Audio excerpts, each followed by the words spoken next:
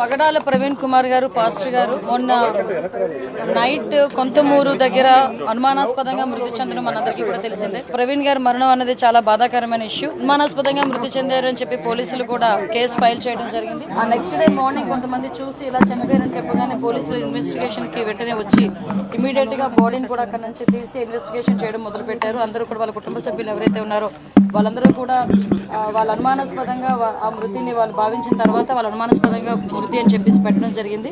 Immediate గా నేను కూడా ఎస్పీ గారితో మాట్లాడాను, డీజీపీ గారితో మాట్లాడడం జరిగింది. గౌరవ ముఖ్యమంత్రి గారు కూడా దీని మీద ఇమీడియట్ గా ఎంక్వైరీ వేసి నిజానిజాలు తేల్చమని చెప్పేసి అందరికీ కూడా ఆర్డర్స్ కూడా పాస్ చేయడం జరిగింది.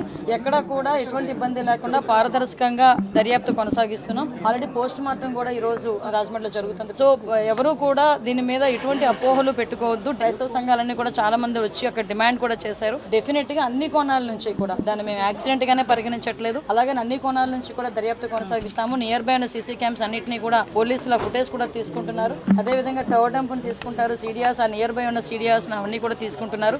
అన్ని కోణాల్లోని కూడా ఎంక్వైరీ చేస్తున్నాం. ఒక టీమును కూడా దీనికి డిప్లాయ్ చేయడం జరిగింది. దయచేసి నేను ఏం చెప్తున్నానంటే ఇది మతపరమైన ఇష్యూ, చాలా ట్రాన్స్పరెంట్ గా చేస్తున్నాం. దీని మీద ఎటువంటి అపోహలు పెట్టుకోవద్దని మనస్ఫూర్తిగా నేను తెలియజేస్తున్నానండి. దీని మీద ఎటువంటి రాజకీయాలు కూడా దీని మీద పని చేయకూడదని నేను కోరుకుంటున్నాను. ఎందుకంటే ఇది ఒక పాస్టర్ గారి తాలూకా మృతికి సంబంధించిన ఇష్యూ. దీన్ని మేము చాలా క్లియర్ గా క్లారిటీగా క్లియర్